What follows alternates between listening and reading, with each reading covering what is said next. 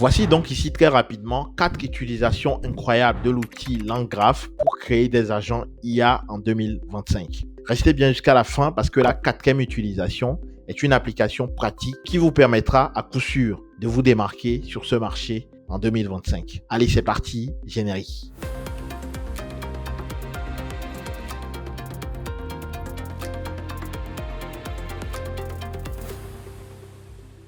Salut à toi, bienvenue sur ma chaîne. Moi, c'est Sport Badoun. Je suis spécialiste des sujets de mise en production en intelligence artificielle. Et sur ma chaîne, tu trouveras des formations gratuites dans le domaine de l'IA pour te permettre de grandir et de te démarquer sur ce marché. Ces formations sont issues de mes expériences, notamment dans des groupes comme AXA, Schneider Electric, Chanel, pour ne citer que cela. Tu trouveras également sur ma chaîne justement un podcast avec des professionnels qui ont réussi dans le domaine de la data et de l'IA, qui viennent nous partager leur expérience afin que toi et moi nous puissions nous en servir pour pouvoir bâtir à notre tour. Bref, si tout ça t'intéresse, 2 choses à faire. Abonne-toi pour participer à cette aventure collective et deuxièmement, active la cloche des notifications pour être notifié de tous nos nouveaux contenus édifiants qui apparaîtront chaque semaine sur la chaîne. Enfin, si tu es nouveau ici, je profite de l'occasion de te souhaiter la bienvenue parmi nous. Tu trouveras dans la barre de description un petit cadeau, un petit livret en réalité qui t'aidera à forger ton mindset sur les thématiques de mise en production. Laissez-moi vous dire qu'aujourd'hui, en 2025, les profils les plus recherchés sont les profils qui maîtrisent la mise en production des projets d'intelligence artificielle. Et donc, si vous avez cette capacité, eh bien, c'est bingo pour vous. Donc, sur cette chaîne, trouvez différents éléments pour vous aider, justement, dans ce sens. Comme je l'ai dit, dans cette vidéo, justement, on va parler des 4 utilisations incroyables de l'outil LangGraph pour créer des agents IA en 2025. C'est un outil qui est très plébiscité sur le marché. Donc, sa maîtrise vous fournira justement un avantage compétitif. Donc, dans cette vidéo, je vais partager avec vous 4 applications pratiques pour vous aider donc à réussir donc dans cette entreprise-là. Ok, on va donc rentrer dans le vif du sujet en construisant le premier graphe simple justement en utilisant LangGraph. Ok, les éléments de base ici sont très importants. C'est grâce à ça que vous allez pouvoir construire en fait des agents IA dans n'importe quel contexte. Et donc je vous prierai de rester très attentif. Ce qui sera dit là est super important et peut vous permettre du coup de pouvoir acquérir une capacité qui est essentielle sur le marché en 2025. On va donc commencer par importer donc les langages dont on a besoin. Donc, on a en l'occurrence LangGraph, LangChain, LangCore et LangChain Communauté. Moi, j'utilise ici, comme vous pouvez le voir, Google Colab, qui est gratuit. Donc, vous pouvez ici l'utiliser pour pouvoir refaire cet exercice-là. Donc, je vais exécuter ça, déjà. Qui va me permettre donc d'installer les différents paquets dont j'aurai besoin. Et ensuite, on va rentrer dans l'explication théorique, ok, de comment ça se passe. Un graphe dans LangGraph. Comment on construit justement un agent, justement, en se servant du principe de graphe que nous met à disposition LangGraph. Okay?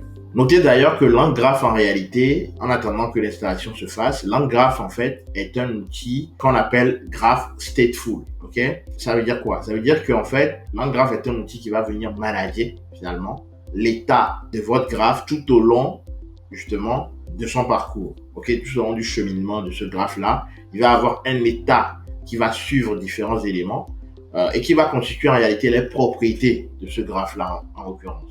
C'est-à-dire les entrées et les sorties qui sont utilisées tout au long de ce graphe. Okay? Donc, on va commencer.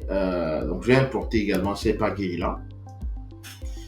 L'application pratique qu'on va faire ici concerne finalement la création d'un planificateur d'épargne personnelle. Okay? Vous souhaitez justement mettre en place un outil qui va planifier justement votre épargne personnelle. Et donc, quand on parle d'épargne personnelle, tout naturellement, on a besoin de quoi? On a besoin, en fait, des revenus que vous avez. On a également besoin, en fait, de vos dépenses. Okay? Et l'objectif sera, en fait, en réalité, de construire ce planificateur pour qu'il soit capable de nous dire quelles sont nos épargnes de manière mensuelle et également les épargnes de manière annuelle. Okay? Donc, il y a ces 2 éléments, plus les revenus et les dépenses. Rappelez-vous, tout à l'heure, donc, je vous ai dit que LangGraph est un stateful graph, c'est-à-dire un graphe qui modélise ces différents éléments en se servant des différents états, c'est-à-dire des propriétés de ce graphe. Okay? Donc, il a, tout au long de la construction du graphe, il a du coup dans sa besace l'état. Dans chaque partie, il a l'état courant et l'état d'avant. Okay? Il a cette information-là. Et donc, pour pouvoir construire cet agent, la première des choses à faire, c'est justement de mettre en place cet état. Cet état, rappelez-vous, ce sont tout simplement les propriétés de ce graphe. Et donc, en l'occurrence, les entrées et les sorties. Et donc, nous, on va le définir cet état ici, okay, en utilisant donc la classe saving state. Saving state va nous permettre tout simplement de mettre en place les entrées qui vont nous être fournies par l'utilisateur. Donc moi, en l'occurrence, je vais fournir les revenus que j'ai et également les dépenses que j'effectue, ok, que ce soit mensuellement, donc de façon journalière mensuelle. Et ensuite, l'output, c'est-à-dire la sortie du coup de mon graphe, c'est-à-dire une fois qu'il a reçu donc les éléments sur les entrées, c'est-à-dire les revenus et également les dépenses, il va pouvoir donc calculer une logique qui va lui permettre donc de renvoyer finalement mes épargnes de façon mensuelle et annuelle. Vous doutez bien, donc pour pouvoir faire ça, il faut mettre en place une logique, ok? Et donc, la mise en place d'une logique répond à ce qu'on appelle un nœud ou un node dans l'univers de l'engraphe, ok? Un nœud, c'est tout simplement une conception logique. Donc, c'est une fonction qui va venir répondre à un objectif donné. Ici, en l'occurrence, on va pouvoir calculer de manière mensuelle et de manière annuelle, justement, nos épargnes. OK?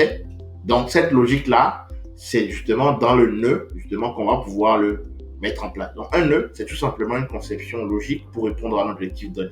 Donc, ça peut être une fonction, ça peut être un outil. OK? Pour l'outil, on verra ça dans une prochaine vidéo. En tout cas, dans cette première partie, ce que vous devez retenir, c'est que l'engraphe est un stateful graph, c'est-à-dire qu'il manage finalement, il gère tout l'état finalement du graphe quand vous concevez l'agent. Il va gérer tout l'état en gardant donc en son sein les entrées et les sorties, ok, pour pouvoir le propager tout au long du graphe et avoir finalement le contexte dans chaque partie du graphe afin d'assurer une continuité finalement dans le développement. Ça, c'est l'état, donc c'est un élément très important que vous devez maîtriser, le state. Ensuite, on a parlé du nœud. Le nœud, c'est juste une conception logique, c'est une fonction, ça peut être une fonction Python, ça peut être un outil. L'idée de ce nœud-là, c'est qu'il va répondre finalement à un objectif bien précis. Et donc, c'est une logique que vous mettez en place pour répondre à cet objectif-là. Et donc, ça, c'est le nœud. OK? Donc, une fois que vous avez calculé finalement, vous avez mis en place votre state, ce qu'on peut faire, c'est calculer, c'est mettre en place les nœuds ou les fonctions qui vont venir mettre à jour finalement l'état du graphe. OK? Donc, ce nœud-là, l'objectif, c'est justement, il permet de répondre à l'objectif que vous vous êtes défini. Ici, en l'occurrence, on veut pouvoir calculer finalement notre épargne de façon mensuelle et annuelle. Et donc, grâce à ça, on va pouvoir, donc, ce nœud-là va nous permettre donc de pouvoir mettre à jour l'état. OK? Quand on va arriver à des endroits spécifiques, eh bien, ces nœuds vont permettre de pouvoir appliquer la logique, d'avoir une sortie. Et cette sortie-là, rappelez-vous, fait partie, en fait, de mon état que j'ai défini ici. OK? Donc là, ce que je fais, c'est que je calcule donc de manière mensuelle ce que j'ai comme épargne. Cela se fait comment? En soustrayant tout simplement mes revenus de mes dépenses. OK? C'est simple. Je soustrais mes revenus de mes dépenses. Ensuite, donc, ce qu'on va faire ici, c'est que une fois que j'ai fait ça, ça c'est mon premier nœud, je vais pouvoir le calculer de manière annuelle cette fois-ci, en multipliant donc le mensuel fois 12. Donc, on récupère ici la sortie finalement de ce nœud-là. OK? On va l'utiliser dans ce nœud pour pouvoir calculer finalement notre revenu annuel. Vous voyez pourquoi le state ou l'état est très important, parce que ça permet finalement de pouvoir propager les résultats au fur et à mesure finalement qui puissent être utilisés par d'autres nœuds. Et ainsi de suite, on propage tout l'état dans le graphe en entier. OK? Donc ici, je reviens. Ce nœud-là, il renvoie un état. OK? L'état que nous avons défini ici. Et donc, je vais pouvoir donc m'en servir également ici. En entrée, ce que je reçois pour pouvoir calculer ce nœud-là, c'est également cet état-là. Et donc, il contient naturellement finalement les éléments de ce nœud. OK? Puisque la sortie, c'est toujours un état. Et donc, je vais pouvoir utiliser cet état-là pour calculer finalement, eh bien, mon épargne annuelle. OK? Très simple. Donc, une fois que vous avez cette notion, donc on a eu la notion de state et la notion de node, on va pouvoir maintenant construire notre graphe. OK? Donc, je vais récapituler ici pour la meilleure compréhension. State, c'est l'état donc de votre graphe. Ici, on l'avait défini donc tout en haut grâce à saving state. Et donc, l'état, ce que vous devez retenir, c'est que ça définit les entrées et les sorties. Ce sont les propriétés en réalité de votre graphe tout entier. Et donc, ce sont les entrées et les sorties. On l'a défini ici. On reprend donc cela. On le reprend finalement pour pouvoir construire donc le graphe. Donc, ça, c'est les éléments essentiels pour construire n'importe quel graphe en utilisant l'engraphe. OK? On définit l'état, ce sont les entrées et les sorties. OK? Ensuite, on va définir les nœuds, qui sont justement des logiques qui permettent de répondre à des objectifs bien définis. Okay? Ces nœuds-là, en entrée, reçoivent en réalité l'état, okay? Et en sortie, renvoient également un état. Et cela, on va pouvoir le propager tout au long de notre graphe. Okay? Donc ça, c'est le nœud. Et ici, en l'occurrence, on avait deux nœuds. Donc, un qui va nous permettre de calculer de façon mensuelle justement notre épargne, en soustrayant justement nos revenus de nos dépenses. Et l'autre qui va nous servir tout simplement à calculer notre épargne de façon annuelle en multipliant simplement l'épargne mensuelle par 12. Okay? Ça, c'est les nœuds. Okay? Un élément qui est très important également, ce sont ce qu'on appelle les edges, c'est-à-dire les directions qui vont être définies, qui vont permettre en réalité de connecter finalement le flux d'un début à une fin. Okay? Parce que vous vous en doutez bien, un graphe a toujours un début et une fin. Okay? Donc, grâce au edge, on va pouvoir dire, OK, ici en l'occurrence, par exemple, on va connecter donc le début. On va utiliser donc comme début, on va commencer par calculer finalement notre épargne de manière mensuelle. Donc, start d'abord. Notre start, ça va être ici, ça va être calcul l'épargne mensuelle. Ensuite, calcule l'épargne annuelle. Et à la fin de ce nœud-là, tu peux finir donc le graphe. Donc, tout le graphe est résumé ici. Cette vidéo, de grâce, revenez dessus autant de fois que nécessaire parce que ça vous montre vraiment toutes les bases dont vous avez besoin pour construire n'importe quel agent. OK? Donc, c'est pas en une seule fois que vous allez comprendre ça. Vous devez revenir et refaire, pratiquer pour pouvoir acquérir vraiment les vraies capacités pour construire n'importe quel agent. Et c'est en comprenant cette logique de comment on agence les éléments que vous allez pouvoir construire vous-même vos propres agents. C'est super important. Une fois que vous avez maîtrisé cette logique, tout devient facile en réalité pour construire n'importe quel agent dans n'importe quel contexte. OK? Donc, on s'était arrêté ici. Donc, on a vu ces différents éléments. Pour récapituler, le nœud, c'est celui qui va construire la logique permettant ainsi de mettre à jour finalement notre état. L'état, c'est celui qui va être propagé dans tout le graphe, qui va définir les entrées et les sorties. Et enfin, la direction qui va nous permettre de définir finalement l'architecture finalement de notre graphe, puisque on va pouvoir débuter un endroit, ensuite lui indiquer la direction à suivre et faisant cela jusqu'à la fin. Okay? Ici, en l'occurrence, on débute donc par start en lui disant on veut commencer par calculer notre épargne de manière mensuelle, ensuite calculer notre épargne de manière annuelle et enfin terminer le graphe. Okay? Donc, comme vous pouvez le voir ici, on débute donc par ça. On prend state graph, donc on définit donc notre état. Donc, state graph, comme je vous l'ai dit, l'engraphe est un stateful graph. Ça veut dire quoi? Ça veut dire un graphe qui va utiliser les nœuds, en réalité, pour communiquer par la lecture et l'écriture en partageant ces différents états. Okay? Donc, le state graph ici va permettre justement de pouvoir propager les différents états au travers donc le graphe. C'est pour ça qu'on appelle ça stateful graph. Okay? C'est un graphe en réalité qui maintient l'état tout au long finalement de son cheminement en utilisant les différents nœuds qu'il y a. Et ces nœuds-là vont permettre de pouvoir avoir des sorties. Ces sorties vont être utilisées à différentes étapes du coup, pour pouvoir arriver au résultat final. Donc on commence par le builder en définissant donc notre state graph, en lui passant justement l'état que nous avons défini précédemment. Ensuite, on va rajouter les nœuds.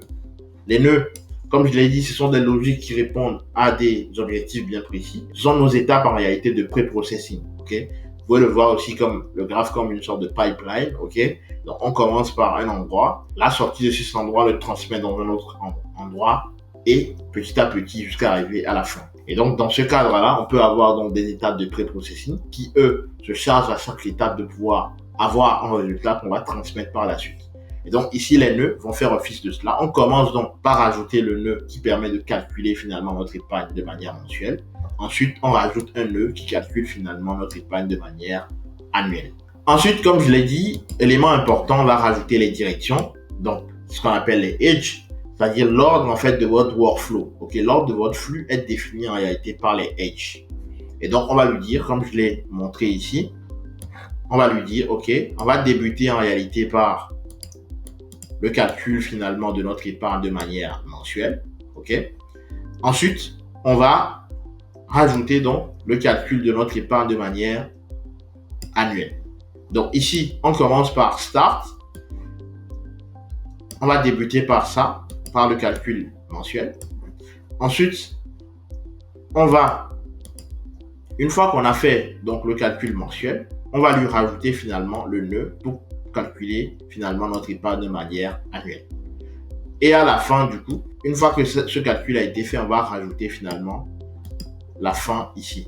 Ok, c'est la fin en fait de notre workflow. C'est très simple. On débute par le calcul d'épargne mensuelle. À partir de cette épargne mensuelle, on calcule l'épargne annuelle. Et à la fin, on finit donc notre workflow. Ok. Et simplement, on vient compiler le graphe. Ok. Tout ce qu'on a rajouté, eh bien, on vient le compiler pour avoir un état complet. Ensuite, vous pouvez visualiser votre graphe. Ok. Par la suite, on va les exécuter. Mais là, je suis en train de vous montrer toute la logique derrière. Et à la fin, on va l'exécuter pour que vous voyez. Donc là, on a bien Start qui est là. On a bien Calcul Saving Node qui contient finalement la logique de calcul pour notre épargne de manière mensuelle.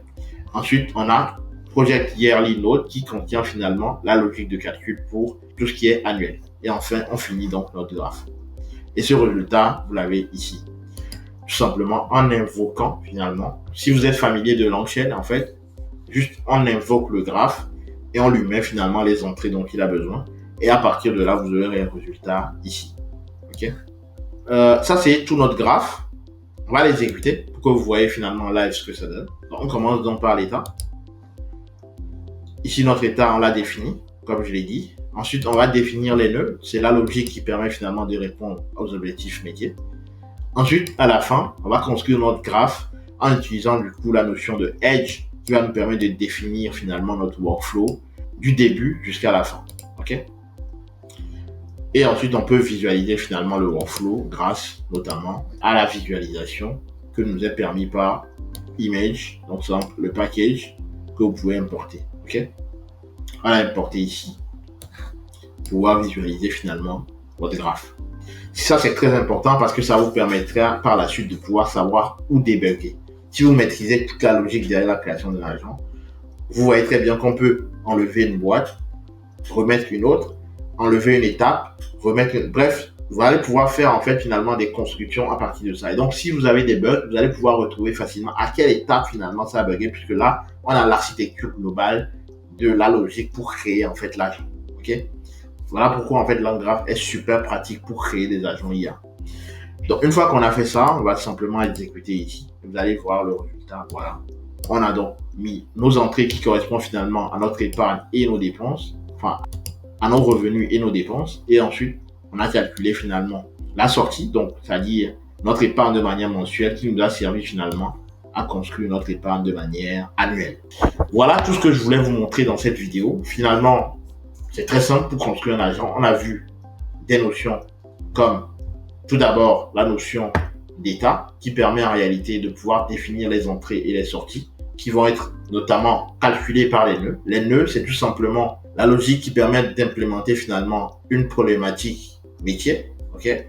Ici, en l'occurrence, notre nœud nous a permis de calculer finalement l'épargne de manière mensuelle et de manière annuelle. Okay. Les nœuds mettent à jour les états et l'état définit la propriété, les propriétés qui vont être partagées tout au long finalement de votre graphe. Okay. Ensuite, on a vu ce que c'est également que les edges. Et les edges en fait vont définir finalement votre workflow du début à la fin. Okay, en connectant les différents nœuds entre elles.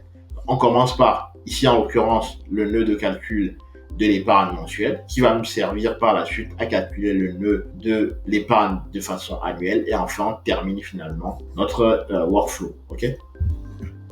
Et enfin on compile tout ça, on visualise pour voir de quoi il s'agit et ensuite on invoque finalement le graphe qu'on vient de construire sur les données d'entrée de l'utilisateur et vous avez finalement votre graphe qui est prêt à l'utilisation. Nous voici donc arrivés au terme de cette vidéo. Dites-moi dans les commentaires ce qui vous a plu, ce que vous avez remarqué dans cette vidéo, ce que vous avez retenu surtout. Et comme je vous l'ai dit, reprenez cela à tête reposée, rejouez-le, okay, prenez un notebook et refaites toute la logique. Refaites d'autres exemples dans ce sens-là pour maîtriser toute la logique derrière l'Anggraph, qui est un outil super plébiscité sur le marché actuellement en 2025. Donc, si vous le maîtrisez, vous avez vraiment une longueur d'avance pour pouvoir construire des agents IA en 2025. Dans cette deuxième partie, donc, on va parler donc de les directions conditionnelles. Dans l'exemple précédent d'utilisation de l'Anggraph, on avait vu les bases et surtout on avait vu comment construire un agent simple. Mais dans la vraie vie, il y a des différentes conditions qui s'imposent à nous. Et donc, justement, ces conditions-là, c'est ce qu'on va voir dans cette vidéo. En l'occurrence, ici, on reprend le même exemple qu'on avait utilisé dans la première étape, c'est-à-dire le planificateur d'épargne personnelle avec if et else. Dans la précédente partie, on s'était juste arrêté là pour notre état. Okay, on avait défini donc les entrées dont on a besoin pour calculer une épargne personnelle, c'est-à-dire on a besoin des revenus, on a également besoin des dépenses. Et donc, ça fait partie des entrées finalement de notre état. Et enfin, la sortie, on définit finalement notre épargne mensuelle et notre épargne annuelle. Okay? Donc ici, ce qu'on va faire, c'est qu'on va rajouter donc à l'état cette variable status ou statut qui nous permet en réalité de pouvoir savoir si on a un surplus dans nos épargnes ou un déficit. Et donc ça, bien évidemment, c'est une condition qui va nous permettre d'activer ou pas le fait que ce soit du surplus ou du déficit. Et donc, on va parler de ce qu'on appelle des directions conditionnelles. Donc, les directional edge. Okay, edge, on avait défini la dernière fois, c'est lui qui nous permet de définir finalement notre workflow, okay, du début jusqu'à la fin. Notamment les directions que vont prendre les nœuds.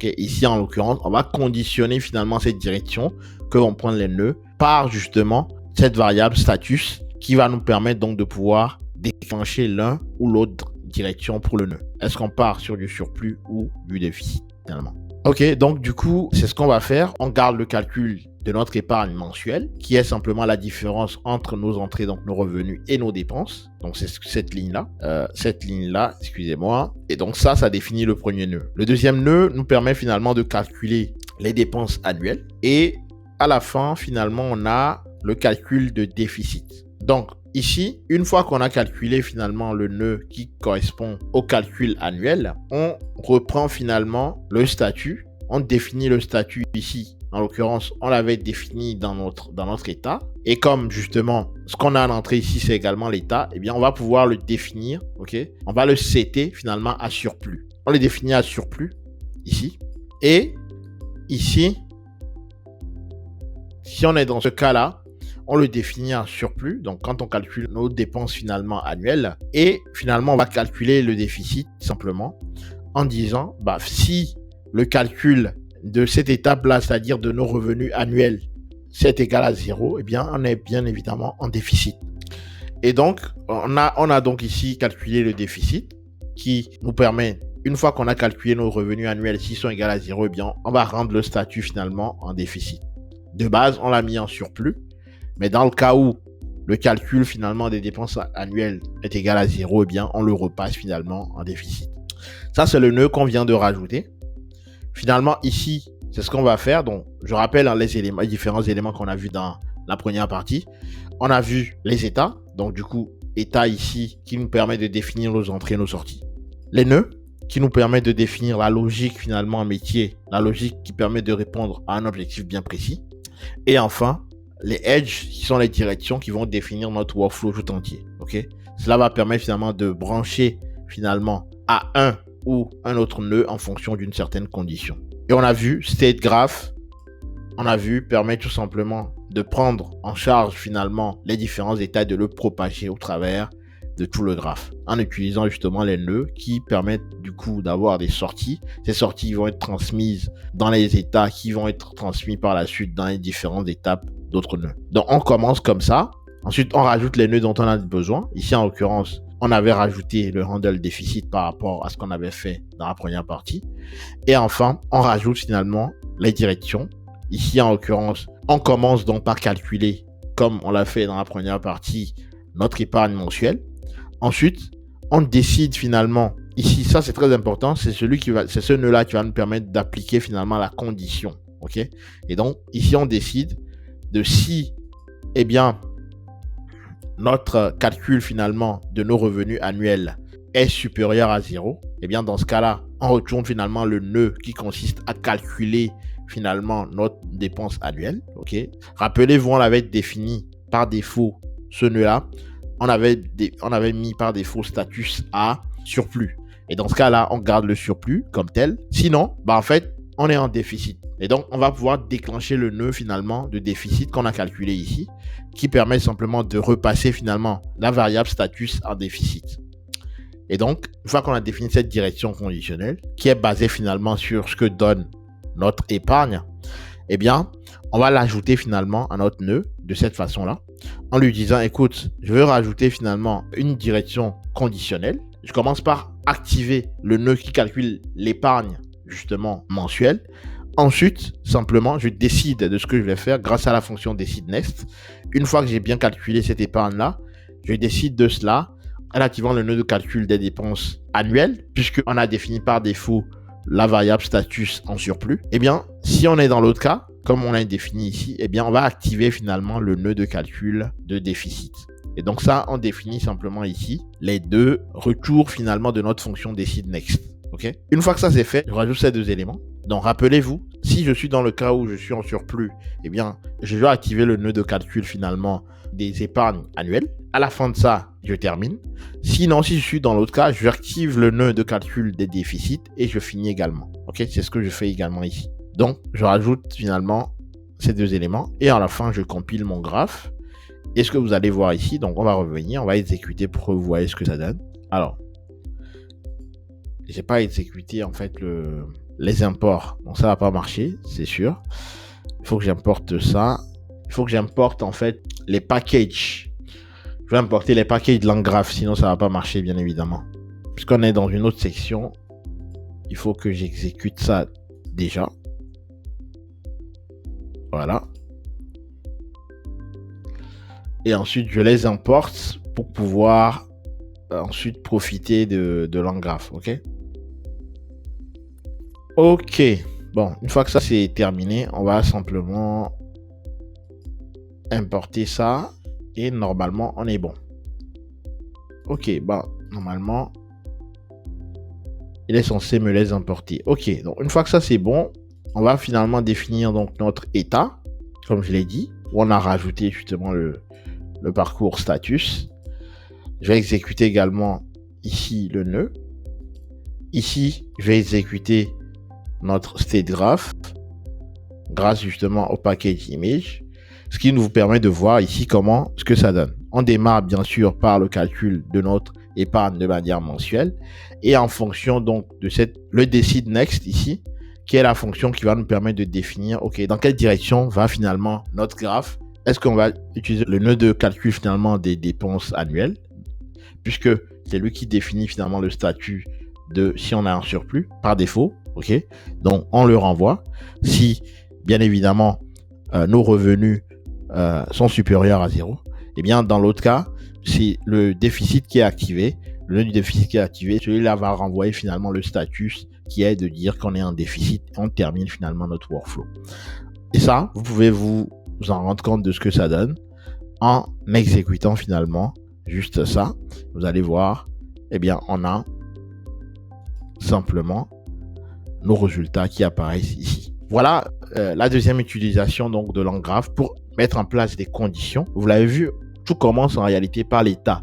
Dans l'état, on définit un statut. Comme vous l'avez vu ici, on définit un statut. Ce statut-là, c'est soit du surplus ou du déficit. Ok? Et ensuite, on vient rajouter le nœud qui calcule justement ce déficit-là. Ce nœud, c'est simple. Si le calcul finalement de l'épargne annuelle est égal à 0, dans ce cas-là, on est en déficit. Et donc, on passe finalement la variable status par défaut qui prend les valeurs. Donc, comme on l'a défini ici, surplus et déficit, on les définit à déficit dans ce cas-là.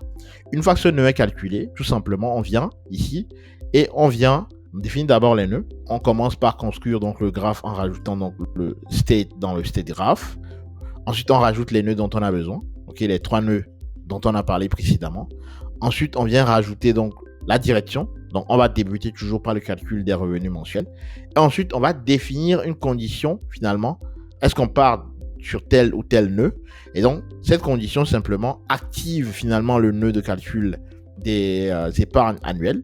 Dans le cas où justement cette épargne est supérieure à 0, eh bien, on renvoie finalement le statut qu'on a défini initialement en surplus dans le nœud Project Yearly Note. Sinon, en fait, on active plutôt le nœud de Handle Déficit qui nous permet de remettre status en déficit puisque, bien évidemment, notre épargne annuelle est égale à 0.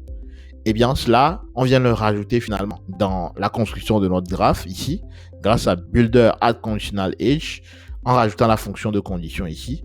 Et enfin, on termine finalement la construction de notre graphe. Enfin, on compile et on voit finalement de façon architecturale grâce à Image ce que donne notre graphe pour pouvoir donc par la suite le débugger. Et enfin, on invoque cela en lui mettant finalement les entrées nécessaires pour pouvoir avoir le résultat au final. Nous voici donc arrivés dans la fin de cette deuxième partie. Je vous invite simplement à refaire chacune de ces exemples pour permettre justement d'avoir la main et de pouvoir finalement construire n'importe quel workflow en utilisant l'Angraph. Tout ce qu'on a vu jusqu'alors, en fait, il n'y avait pas de LLM là-dedans. Okay, vous pouviez vous demander, mais il parle d'agent depuis tout à l'heure, mais il n'y a pas de LLM. Bref, de quoi il nous parle? Tout ce qu'on a vu en réalité vous permet d'avoir les bases nécessaires pour pouvoir construire un agent avec l'outil LangGraph. Dans cette partie, on va s'appesantir sur l'utilisation des LLM justement, qui en réalité est le moteur, le cerveau finalement de votre agent. Puisque les LLM, je rappelle ici, l'une des utilités pratiques des LLM, c'est leur capacité à comprendre nos intentions et nos requêtes. Okay? Et donc, dans le cadre de l'utilisation d'un agent, ça va être le cerveau en réalité de l'agent. Ce qu'on a vu jusqu'alors, c'est juste une suite logique, une modélisation logique. Mais l'approche agentique va intervenir par la suite. Dans cette partie, justement, on va s'appesantir sur l'utilisation donc des LLM. Et donc, on va avoir un exemple ici. Donc, j'utilise Google Colab comme d'habitude. Pour pouvoir faire ça, d'abord, vous allez donc sur OpenAPI. Enfin, vous allez plutôt sur la plateforme OpenAI, okay, la partie API, et vous générez en fait un secret. J'ai fait une vidéo qui vous montre vraiment comment cela se passe, que vous aurez donc en lien de cette vidéo, ou encore à côté ici. Cette vidéo vous montrait justement comment on met en place ces différents éléments. Donc, si vous n'avez pas vu la vidéo, je vous invite à jeter un coup d'œil là-dessus. Je vous montre vraiment comment ça se passe. Dans la partie secrète que Google Colab nous offre, j'ai créé donc un espace pour OpenAI API Key et j'ai donc mis ma valeur ici. Ok? Vous faites de même. Je crois que j'ai fait une vidéo aussi, je vous montrais cela sur la chaîne en tout cas. Une fois que ça c'est fait, eh bien, j'exécute d'abord ça. J'importe donc les différents éléments dont j'aurai besoin. Ensuite, je rajoute ce code-là qui me permet simplement d'activer finalement cette clé dans l'environnement de travail que j'ai à ma disposition. Ensuite, j'initialise donc le LLM ici avec la fonction init chat model de Langchain. Une fois que ça c'est fait, eh bien, on va commencer. Donc, on a parlé donc de state. Je pense que maintenant, vous commencez à avoir l'habitude de state pour pouvoir construire les graphes. On commence toujours par ça. C'est très important. Donc, ça nous permet donc de définir finalement les entrées nécessaires pour pouvoir par la suite l'utiliser dans tout le graphe. Et ici, comme on va utiliser un LLM, les LLM, rappelez-vous, on a les messages qui vont être entrés, l'utilisateur, les messages de l'utilisateur. Et donc, ici, on définit finalement. Donc, ça peut être juste un message en entrée. Ok, rappelez-vous, pour utiliser les LLM, on lui passe des questions et il nous renvoie des réponses. Ok, donc cette question peut avoir une seule question, peut avoir plusieurs. On définit donc message comme soit juste des messages ou une liste de messages. Add message, c'est juste finalement le type ici qu'on a importé. Et donc ça, c'est notre état. Ok, puisque ce qu'on veut faire ici, c'est une sorte de chatbot en utilisant justement la puissance finalement des LLM. Eh bien, on définit finalement chatbot qui est le nœud ici. Ok, ce nœud-là prend en entrée le state. Donc, les messages vont être envoyés par l'utilisateur et renvoie également le state pour pouvoir être propagé dans l'ensemble du graphe. Ensuite, on retourne simplement le message ici en faisant donc le LLM, en invoquant finalement le LLM sur finalement les messages en question pour qu'il nous génère une réponse. Ensuite, c'est dans cette logique-là que vous pouvez construire les graphes. On a vu ça dans les différentes parties. On définit l'état donc par state. On définit donc la logique des nœuds grâce donc à la fonction chatbot ici qui va invoquer le LLM sur les questions de l'utilisateur pour nous générer une réponse. Ensuite, on va commencer donc par construire donc notre graphe avec state graph toujours qui prend en entrée finalement le state, donc l'état, pour pouvoir le propager dans tout le graphe durant finalement son exécution. Ensuite, on rajoute finalement la logique, donc c'est-à-dire le nœud en question, qui est chatbot node ici. La direction, eh bien, on débute donc par chatbot node et on termine finalement, une fois qu'on a notre logique qui a été envoyée, eh bien, on renvoie finalement à end. Et ensuite, on compile donc tout le graphe. C'est simple. En cette simple étape, on a défini finalement notre graphe. Et comme d'habitude, grâce à Image, vous pouvez simplement venir ici. Donc, je vais exécuter ça. Grâce à Image, vous pouvez simplement venir ici, exécuter ça, et vous avez finalement l'enchaînement. On débute donc par chatbot node qui va invoquer notre LLM sur la question de l'utilisateur et nous générer une réponse. Et ensuite, on termine donc notre graphe. Simple. Donc, on va voir en pratique ce que ça donne. Voilà, j'applique ce message-là. Je définis donc le rôle. Généralement, c'est la tête que a les messages lorsqu'on est dans le cas du LLM. Ensuite, on va invoquer finalement notre graphe sur justement ce message ici. Le message ici, ce qu'on a renvoyé, c'est finalement le nom de la plus grande planète du système solaire, ici.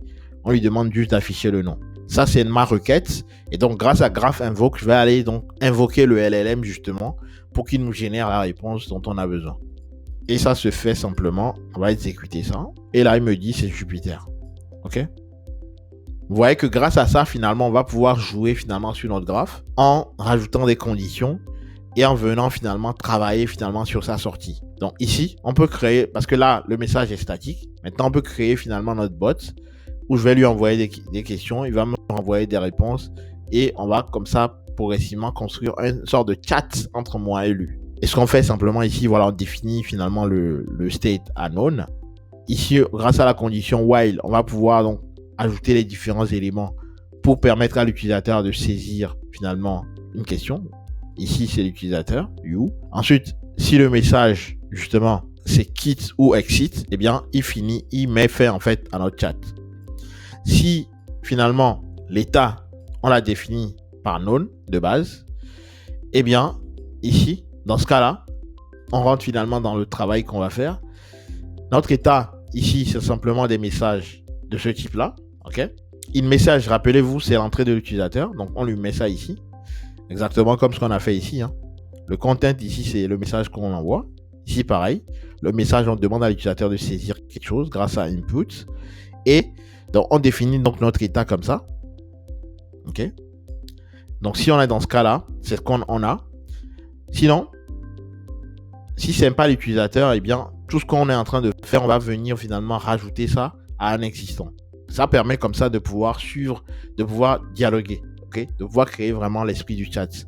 Et enfin, on va exécuter finalement notre graphe pour pouvoir invoquer finalement notre LLM ici. Et à la fin, on renvoie finalement la réponse, la dernière réponse finalement du LLM. Ça, on va exécuter. Donc si je fais par exemple, si je mets exit, il met fin. OK? Si je mets largest planète par exemple, il va dire que c'est Jupiter, ok? Et là il me redonne la main, vous voyez? C'est parce que c'est moi qui ai construit cette logique là. Il répond et là il me redonne la main pour que je puisse justement renvoyer. Et c'est comme ça qu'on peut très rapidement construire finalement un chat qui utilise finalement un agent en graphe qu'on va venir invoquer au fur et à mesure finalement de notre construction. Voilà ce que je voulais vous montrer en fait rapidement dans cette partie où on a intégré finalement des LLM à la différence de ce qu'on avait fait auparavant qui était juste des simples conditions. Rendez-vous dans la quatrième et dernière partie pour suivre évidemment une autre utilisation incroyable finalement de l'engraphe. Cette dernière partie, comme je vous l'avais promis, est un véritable bijou. Et donc, je vous invite à rester donc très attentif parce que ce qu'on va partager ici est une véritable masterclass qui va vous permettre de pouvoir résoudre des défis beaucoup plus complexes que les exemples qu'on a vus précédemment. Donc, on va commencer par exécuter finalement ça pour pouvoir importer finalement les différents packages dont on a besoin. OK? Donc, ça prend un peu de temps, c'est normal. OK, une fois que c'est fait, on va exécuter finalement nos imports. OK, on va importer tous les différents modèles dont on a besoin.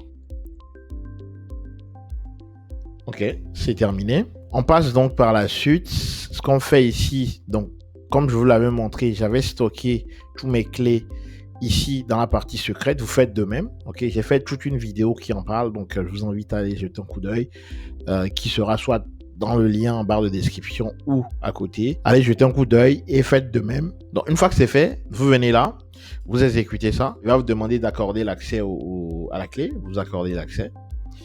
Une fois que c'est fait, eh bien, vous allez voir que le truc va être coché ici en bleu. Ok.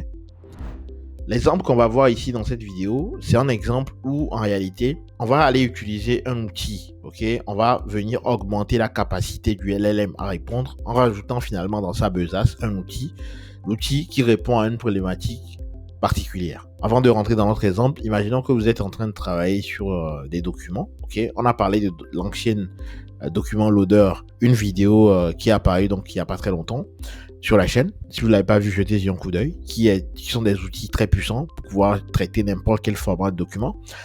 Donc, ces outils-là, par exemple, vous pouvez utiliser certains d'entre eux. Imaginons que vous traitez des documents complexes, et bien vous pouvez rajouter finalement cet outil à votre LLM pour pouvoir extraire des informations grâce à l'outil et pour ensuite lui répondre. Ok, la capacité du LLM à comprendre nos intentions et nos requêtes n'est plus à démontrer. Par contre, utiliser des outils spécifiques va lui permettre aussi d'aller plus vite. Ça va être moins coûteux également pour vous. Ok, donc utiliser des outils, c'est un aspect qui est très important, qui est fondamental en réalité lorsqu'on est dans la problématique de construction d'un agent. Ça va vous permettre à l'agent en fait de pouvoir interagir en fait avec le monde extérieur, utiliser les outils adaptés et répondre aux défis auxquels il est confronté. Donc cette utilisation est vraiment très importante. On va voir l'exemple ici. Donc il y a deux types d'outils. On peut construire l'outil nous-mêmes. Okay, c'est juste une fonction Python, comme l'on a l'exemple ici, donc c'est déterministe. Et on peut utiliser également des outils dont je vous ai parlé, l'ancien document loader, ou encore des outils, ça peut être des API également, qui vont vous permettre de pouvoir récupérer l'information. Donc c'est possible aussi, soit des outils statiques dont déterministes, ou des API. Bref, vous avez donc l'embarras du choix, en réalité. Ici, pour l'exercice, je vais utiliser moi donc du coup une fonction. Ce que cette fonction fait, je l'ai mis ici dans le docstring, ça retourne en fait finalement le cours d'action. Ici, on est dans le cadre en fait de l'investissement. Ça retourne le cours d'une action. On va dire c'est le prix où vous pouvez avoir finalement cette action-là sur le marché courant. Et on le définit ici. Donc ça, c'est les différentes actions avec leur prix. Ok, différentes actions avec leur prix. Et donc ce que ça fait cette fonction, ça nous renvoie simplement du coup le cours des actions pour chacune de ces actions-là. Et je définis donc tools égale get stock price. Alors un petit disclaimer ici, vous pouvez utiliser en réalité plusieurs outils. Ok, donc vous pouvez définir ici, par exemple, on peut en avoir 3 ou 4 ou 5. Ok, autant d'outils dont vous aurez besoin pour répondre à votre problématique. Ici, en l'occurrence, j'ai besoin que de ça pour les besoins de l'exercice. Et donc, je vais lui rajouter simplement ici dans ce crochet. Une fois que j'ai fait ça, eh bien, je vais venir ici définir donc notre LLM. Ici, je vais prendre plutôt GPT 4 et pas 5. Ok. Donc, ok. Il m'a dit, j'ai pas exécuté ça, donc normal, il va pas marcher. Donc là, ici, j'exécute de nouveau et là, c'est bon. Ok. Et pour pouvoir appliquer l'outil, c'est simple, vous initialisez votre LLM. Vu qu'on avait défini également notre clé ici, il va pouvoir s'en rendre et l'utiliser pour pouvoir initialiser notre modèle. Rappelez-vous, j'ai importé init-chat model qui vient de donc chez chat model, qui va permettre donc d'initialiser votre LLM, de choisir le bon modèle. Ok, ici, GPT-4. Et ensuite, on va pouvoir rajouter finalement à notre LLM l'outil qu'on a défini précédemment qui est égal à getStockPrice. Ok, on va venir augmenter la capacité du LLM grâce à cet outil qu'on a défini précédemment. Donc ça, c'est cette partie-là.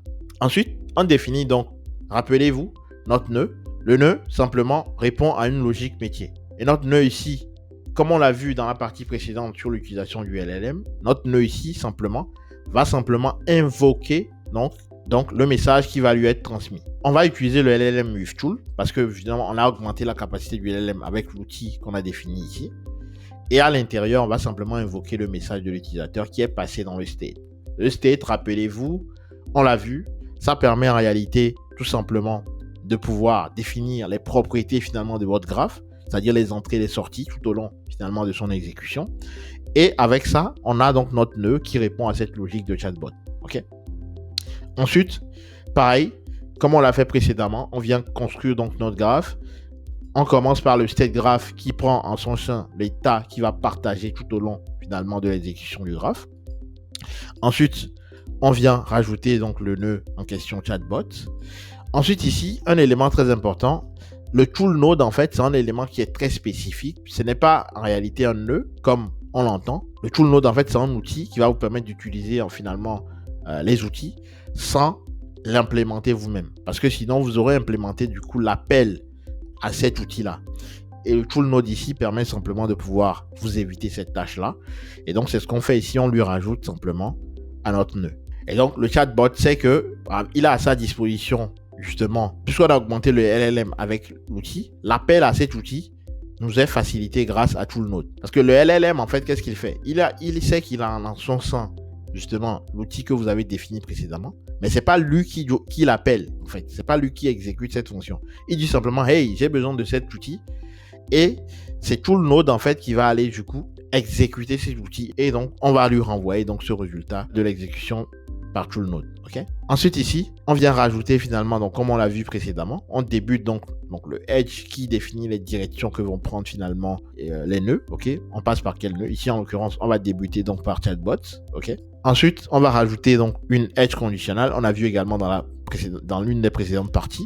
Et donc, cette direction conditionnelle, en fait, qu'on utilise ici, c'est simplement tool condition. Et ensuite, finalement, on exécute finalement notre graphe.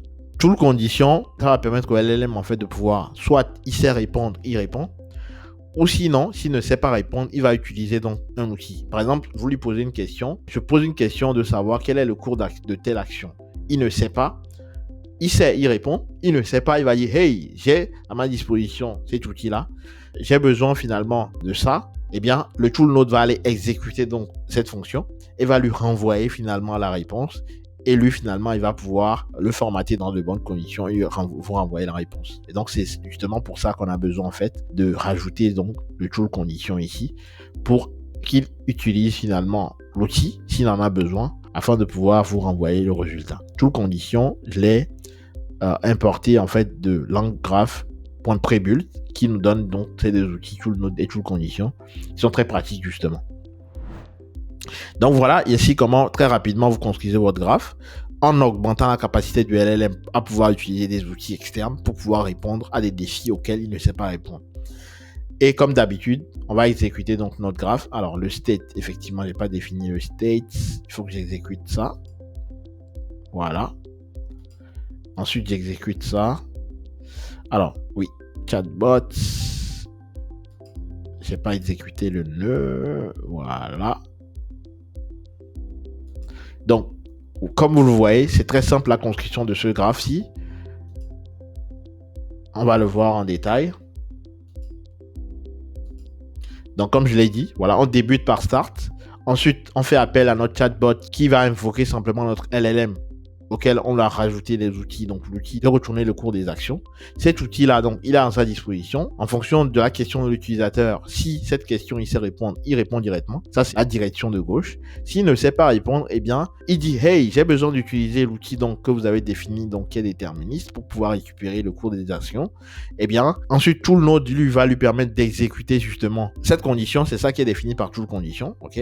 Et tool node lui va exécuter donc l'outil en question, et puis le LLM va récupérer la réponse et le formater dans de bonnes conditions et le renvoyer à l'utilisateur final. C'est cette partie-là, ok?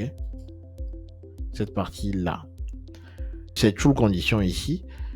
Cette zone tool, c'est tool node qui exécute ça, qui retourne le résultat. Le LLM, lui, va le formater et le renvoyer.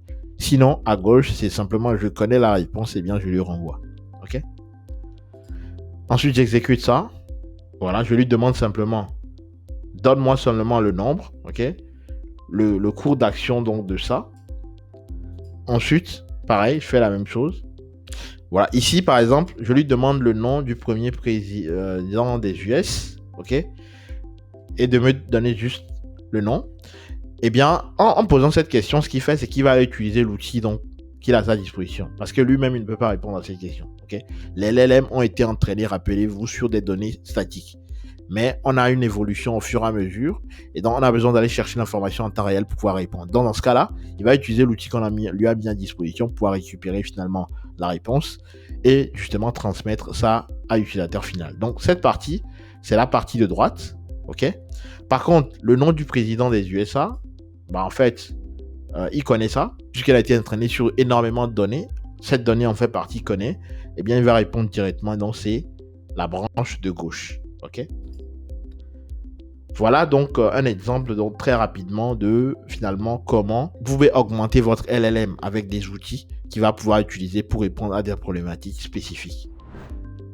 Maintenant, une des problématiques qui se pose avec ça, c'est que ici, en l'occurrence, je lui demande comme message en fait d'acheter 20 cours d'action de cette action, 15 de cette action avec le cours d'action actuel et de me retourner finalement le coût total en dollars.